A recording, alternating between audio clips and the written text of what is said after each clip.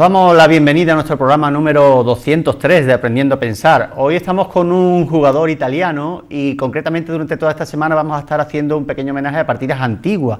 Pero cuando nos referimos a partidas antiguas ya no son de 1900, de 1800, sino partidas de 1700, 1500 e incluso veremos algunas durante esta semana de 1400, incluso de un español, de Martínez de Lucena, de una partida de 1400, así que espero que no os la perdáis porque durante toda esta semana vamos a ver un ajedrez espectacular que se estaba efectuando en aquellos primeros momentos en el que el ajedrez estaba aquí en España, ¿no? Entró, como sabéis bien, a través de los árabes y bueno, pues aquí en España pues tuvo algunas modificaciones, incluso las reglas del juego, no muchas porque el ajedrez se conserva prácticamente igual desde que se creó y tuvo algunas pequeñas modificaciones, pero quiero decir que vamos a estar viendo partidas pues antiquísima que se han podido rescatar de la historia con muy pocos datos biográficos de los jugadores que la protagonizaron y concretamente hoy vamos a ver una de un italiano, de Ercole del Río. Él era abogado de profesión, pero bueno, en ajedrez también era una eminencia, ¿eh? De hecho, era conocido como el que nunca fue golpeado en ajedrez, ¿no? Era la expresión traducida al italiano, no sabemos si la traducción será muy exacta, pero venía a decir eso, que nunca era golpeado en ajedrez. Es una partida que se jugó en Módena en 1755 contra Gianni Lolli. Es una partida muy cortita en el que veremos el estilo tan agresivo de este jugador italiano en aquella época.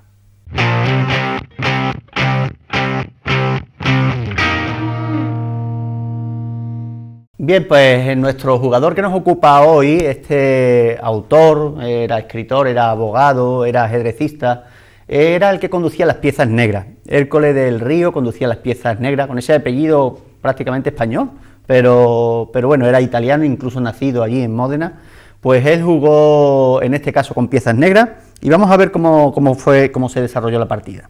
Las primeras jugadas pues son bastante lógicas, no vamos a prestar mucha atención porque la mayoría de las partidas, como sabéis, pues empiezan ocupándose el centro, bien con el peón de rey o con el peón de la dama. El rival de Ercole jugó caballo F3, atacando el peón de E5, y caballo C6 jugó este jugador italiano. De momento todo bien. Normalmente cuando se juega el alfil aquí, pues podemos terminar en una apertura italiana o defensa de los dos caballos, mientras que si se juega aquí sería una apertura Ruy López, precisamente un jugador español, de los primeros que promociona el ajedrez en España, y por eso es conocida como Ruy López o apertura española. En este caso, el rival de Ercole, como buen italiano, y ambos eran italianos, jugó alfil C4. Sin embargo, Ercole aquí no juega alfil C5, que ya estaríamos dentro de la apertura italiana. Todavía podría haber algunas variantes extrañas, como por ejemplo el gambito Evans, dejándonos comer este peón para iniciar un ataque, pero dentro de lo que cabe ya estaríamos en la apertura italiana. Sin embargo, Ercole del Río aquí prefirió caballo F6, que es conocida como la defensa de los dos caballos. La verdad que permite que este caballo llegue a G5, tocando uno de los puntos más débiles que siempre existen en el tablero de ajedrez, antes de que un jugador enroque, porque una vez que está enrocado este punto empieza a ser más fuerte. Pensad que aquí quedaría la torre, con lo cual está bastante más protegido. Pero antes de estar enrocado este es un punto bastante vulnerable y aquí pues está el alfil y el caballo tocando. Sin embargo es perfectamente jugable, hoy en día incluso se puede jugar, no se ve mucho a nivel magistral, pero se sigue jugando y sería fácilmente evitable con un D5 que interrumpiría la diagonal del alfil. Ya habría que analizar lo que vendría después, las jugadas teóricas, caballo A5, alfil B5 jaque, C6, una larga secuencia mejor dicho, de jugadas, pero que no vamos a entrar en ello. De momento, comentaros que estamos dentro de la defensa de los dos caballos, como así ha elegido el jugador que hoy nos ocupa. Caballo C3, un rápido desarrollo de piezas, prefirió no jugar caballo G5, y las negras ahora jugaron alfil C5. Pues prácticamente por transposición se ha llegado a una italiana, pero no las variantes principales, las que el peón se juega C3 y se rompe en D4. Así que de momento, pues ambos, si os fijáis, la partida está totalmente simétrica. La columna C, curiosamente, está completamente, podemos decir, ocupada. Y bueno, eso no va a durar durante toda la partida, pero es curioso ver cómo ambos jugadores están haciendo una partida como en espejo, ¿no? Totalmente simétrico. Ahora sí, fue el momento en el que las blancas decidieron por caballo G5. Sin embargo, si os fijáis, ahora es muy fácil refutar esa idea porque con el enroque corto, pues simplemente ya estamos defendiendo el punto F7 pues con las dos piezas, con la torre y el rey, mientras que las blancas están atacando con las dos piezas. Algunos jugadores se lanzan a comer aquí, pensando que ganar una torre pues puede ser más interesante que perder las dos piezas menores. Pero si os fijáis, como siempre comentamos a nuestros alumnos en la Escuela Deportiva de Ajedrez del Ayuntamiento de Almonte y en el Club de Ajedrez, abierto a todos vosotros en la Casa de la Cultura, pues siempre comentamos allí, a los que quieren profundizar más en ajedrez, que realmente estas cuatro piezas negras, las cuatro piezas menores negras, los dos caballos y los dos alfiles, tienen más radio de acción ahora mismo en el medio juego que nos encontramos, a cambio de que las blancas tienen dos torres y las negras solo una, y un peón de más, ¿no? Pero las torres tendrán juego efectivamente al final de la partida, es cuando tendrán más columnas abiertas, más líneas, podrán moverse con más libertad, caso que ahora es prácticamente imposible, con lo cual las blancas ahora tendrían un problema, y es que tienen que jugar pues prácticamente con dos piezas, mientras que las negras con cuatro piezas menores. Hasta que llegue el final y empiecen a tener algo de ventaja, pueden sufrir bastante, y por eso no recomendamos nunca tomar con el alfil al peón en F7.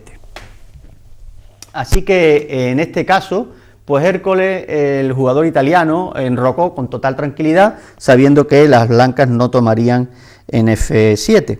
Sin embargo, fijaros lo que va a pasar, porque las blancas enrocan, algo también pues lógico. Las negras jugaron, en lugar de enroque jugaron A3, bastante menos, también lógica, porque fijaros cómo alarga la diagonal del alfil en un momento dado que se lo puedan atacar. El alfil va a tener la diagonal ahí en A2, G8, y también el peón puede ayudar a que suba el peón B4 para atacar el alfil. Sin embargo, no es la mejor jugada del tablero, la que se hizo con A3, y ahora me maravilla la idea tan interesante, tan creativa, tan curiosa que tuvieron las piezas negras, el jugador de negras. Jugó rey H8. Fijaros cómo ahora las negras están invitando a que efectivamente se tome en F7, y ahora sí parece pues algo totalmente viable, porque fijaros cómo ahora se ganaría la torre, pero solamente perderíamos una pieza, aparte que hemos ganado un peón. ¿Cómo es posible que Hércules del Río, el jugador del que estamos analizando hoy esta partida de 1700, jugara rey H8? ¿Era un jugador inferior? ¿Era un simple aficionado? ¿Cometía ese tipo de errores? Pues no, es el inicio de una combinación maravillosa, interesantísima. No sabemos si lo pusiéramos hoy a los módulos de ordenador, si realmente pasaría el filtro, ¿no?, de jugada excelente, pero sí una jugada que puso en graves apuros a las blancas, porque antes justo de que enrocaran, por haberse entretenido con la jugada A3, pues tomaron el F7, y ahora fijaros lo que va a ocurrir, porque efectivamente van a salir ganando material con caballo F7, torre por F7, alfil por F7, pero eso lo tenían previsto perfectamente las negras para evitar que las blancas enrocaran y ahora jugar dama F8. Amenazamos al alfil, ganamos un tiempo para que el alfil se tenga que ir, y lo curioso es que este alfil más la dama van a estar apuntando pues al punto homólogo donde han atacado las blancas en F7, pues ahora sería en F2, así que es donde las dan, las toman, ¿no? Así que estaba preparado perfectamente ya Hércules del Río para atacar en F2.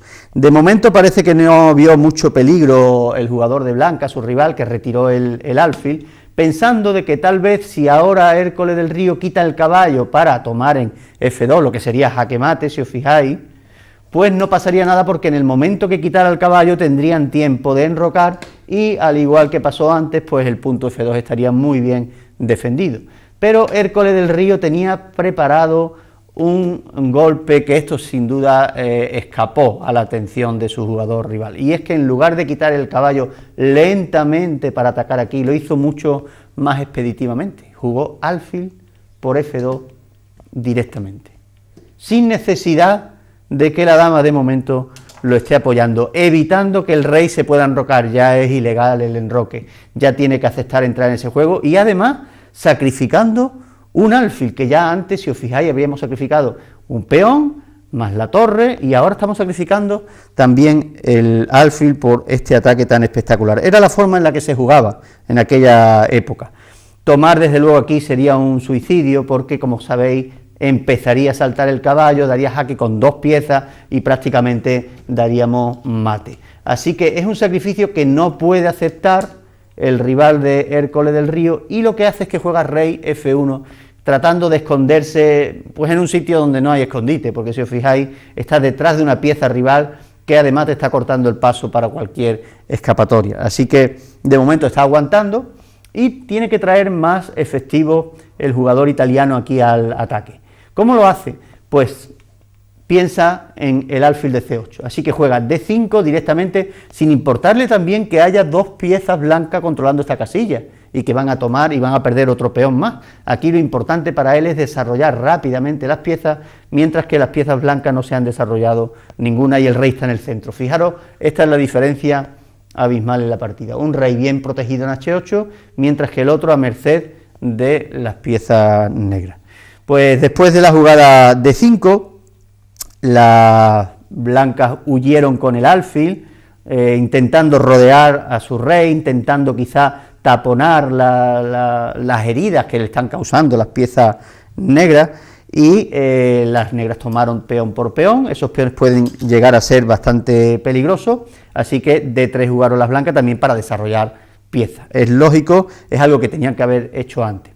Alfil H4 ya encierra mucho veneno, y es que estamos amenazando directamente ya una descubierta, quitar el caballo y dar jaque a un rey que está totalmente pues a expensas de lo que quiera el rival, no tiene prácticamente casillas de huida, así que alfil H4 demuestra el nivel de ataque, de jugador de ataque que tenía este jugador italiano, allí en Módena en aquellos años, ¿no?, cuando prácticamente el ajedrez empezó en Europa pues a través de España y de Italia. Fueron los primeros jugadores más fuertes en Europa, fueron españoles e italianos, y Hércules del Río era uno de ellos. Pues después de alfil H4 el rey intenta huir por G1, y la dama, fijaros qué posibilidades tiene, no solamente pensando en la columna, sino también pensando en la diagonal. Dama C5 jaque, si el rey se mueve a F1 recibiría mate en tan solo una jugada, ayudado con el alfil de H4, así que hay que anteponer alguna pieza en esta diagonal para evitar el ataque de la dama, y lo hacen con el peón de D4. Evidentemente no podemos tomar con dama para seguir dando jaque, porque nos cambiarían la dama, y es cierto que no la perderíamos, pero ya se nos acabaría el ataque, y con las piezas que hemos sacrificado, pues luego echaríamos de menos todo aquello que hemos perdido. Así que después de D4 prefieren tomar con caballo, y continúa esta descubierta, que antes, si os fijáis, estaba aquí, con la posibilidad de saltar con el caballo, y ahora está aquí, también con la posibilidad de saltar con el caballo. Las blancas se defienden, pues podemos decir desesperadamente, con alfil E3, intentando poner más piezas en la diagonal, pero Hércules del Río hace una jugada magnífica, espectacular, ahora digna de este programa. Caballo F3 jaque. No se puede tomar la dama porque estamos dando jaque, y ahora la dama tomará al alfil, pues con ese ataque sin pausa que está efectuando las negras al rey rival. El rey intenta huir por F1, como decimos, la dama toma al alfil, y de nuevo se amenaza mate. Fijaros dónde están las 3 piezas negras rodeando al rey sin que las blancas hayan podido hacer nada, y todo después de sacrificar una torre. Fijaros cómo las 2 torres blancas no influyen para nada en el juego, así que muy sabiamente Hércules del Río discernió que esa torre no era necesaria en el juego, sino que las torres son, como sabéis bien, fuertes piezas para el final, y ahora no estamos precisamente en el final sí, pero para el rey blanco, que está a punto pues de recibir mate. Vamos a ver lo que pasó, porque después de dama por E3 hemos hecho la última jugada. Las blancas dieron un jaque, pero hasta eso, ¿verdad?, le salía mal, porque parece que es prácticamente mate, pero hay una pieza que fácilmente lo evita todo. caballo, G8, que además es una descubierta, amenazamos la dama porque es una pieza defendida, así que caballo G8 atacando a la dama, y la dama ve como este rey está perfectamente defendido y no puede hacerle el más mínimo daño. Así que lo que hace es que juega caballo D1 intentando atacar a esa dama y a la vez salvando el mate que se venía aquí inminente, ya no puede dar mate en F2 por culpa del caballo. Así que, ¿qué hacen las negras cuando parece que se extingue ya la llama del ataque, que no hay manera por dónde entrar, que nuestra dama está en peligro y que si nos retiramos, pues será turno de las blancas y podrán recuperarse de todo, incluso tomar el caballo? Pues ahora, de nuevo, otra jugada fantástica, podemos decir que partida más interesante, la podíamos haber puesto en el programa 200, pero no, está en el 203, aquí cada partida tiene su historia. Fijaros qué espectacularidad, dama, G1, jaque. Esto es digno de un problema de negras juegan y ganan, como muchas veces habéis visto en los periódicos, en las revistas de ajedrez, en los libros. Es el turno de las negras, negras juegan y ganan. Pues fijaros, dama G1, qué jugada más espectacular. El rey no puede tomar a la dama porque está el caballo, tiene que tomarla con torre, y por si no hubiera sido poco, con todo lo que ya ha sacrificado las negras, y únicamente ya quedándole dos piezas en ataque, juegan caballo H2, jaque mate. Únicamente con el alfil y con el caballo, el rey, atrapado por sus propias piezas, por tanta cantidad de piezas que iban ganando y que no le sirve de nada, recibe mate en tan solo 19 jugadas. Así que así jugaba, este era el perfil de este abogado italiano de Módena, Ercole del Río.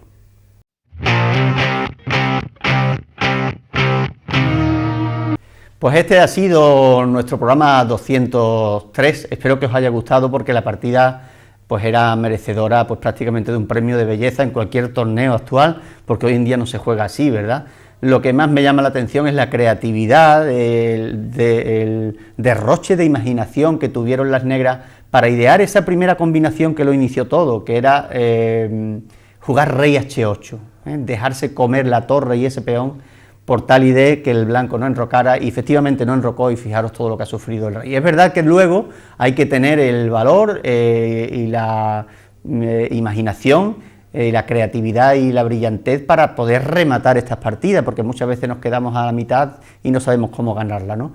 Pues aquí desde el principio, desde esa idea combinatoria que inició todo hasta el mate final, no ha habido ni una jugada de desperdicio, así que una enorme y brillante partida esta que se jugó en el siglo XVIII.